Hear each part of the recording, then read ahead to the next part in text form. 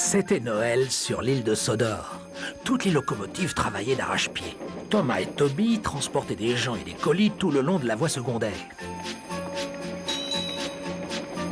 Tout le monde était heureux.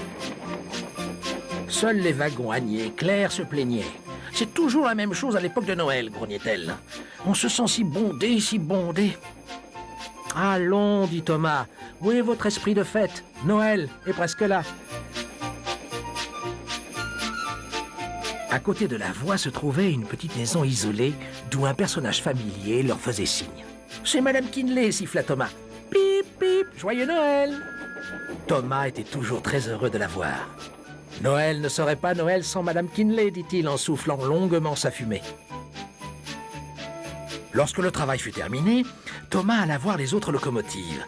Leur peinture avait été polie. « Eh bien, dit Gordon, regarde-nous. Ton mécanicien devra faire vite pour que tu aies aussi belle allure que nous. »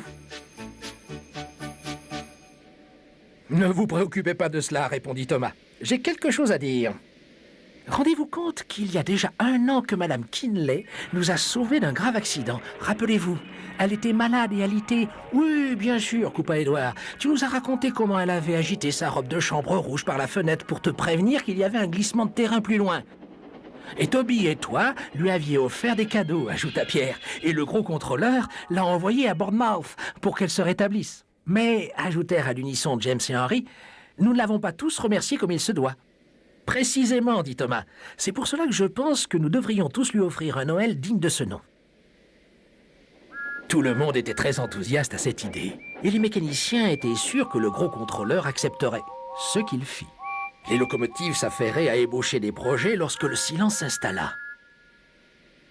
Le gros contrôleur avait de mauvaises nouvelles. Le temps a beaucoup changé. Madame Kinley est coincée par la neige.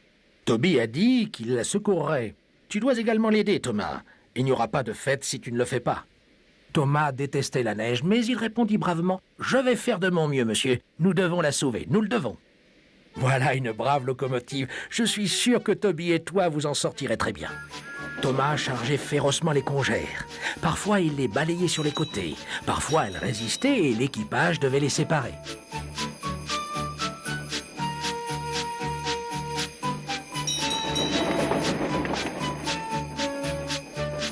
Mais près de la maison, ils ne parvinrent pas à aller plus loin. « Regardez-moi ça, dit le chauffeur de Thomas. »« Pip, pip, pip, nous voilà !» siffla Thomas. Une réponse vint d'une fenêtre à l'étage. Puis ils entendirent un son qui leur était familier. « C'est Thierry, dit Thomas. Il est venu nous aider aussi. » Thierry avait un chasse-neige et travaillait dur pour tracer une voie vers la ligne de chemin de fer et la rendre plus sûre.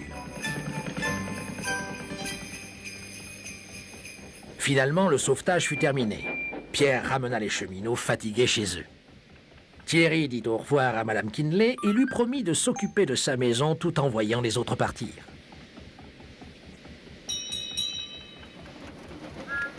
Les locomotives avaient bien travaillé. La neige ne tombait plus, mais au dépôt, tout était sombre. Plus personne n'était visible. Le cœur de Thomas se serra. Soudain, toutes les lumières s'allumèrent.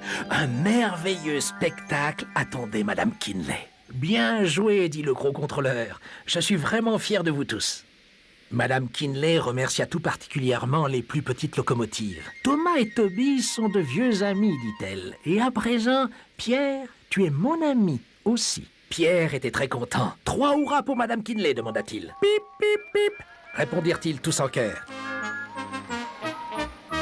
We wish you a Merry Christmas, we wish you a Merry Christmas, we wish you a Merry Christmas and a Happy New Year.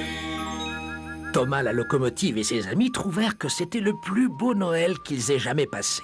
Et Madame Kinley n'imaginait pas meilleur endroit où vivre que l'île de Sodor en compagnie de tous ses amis.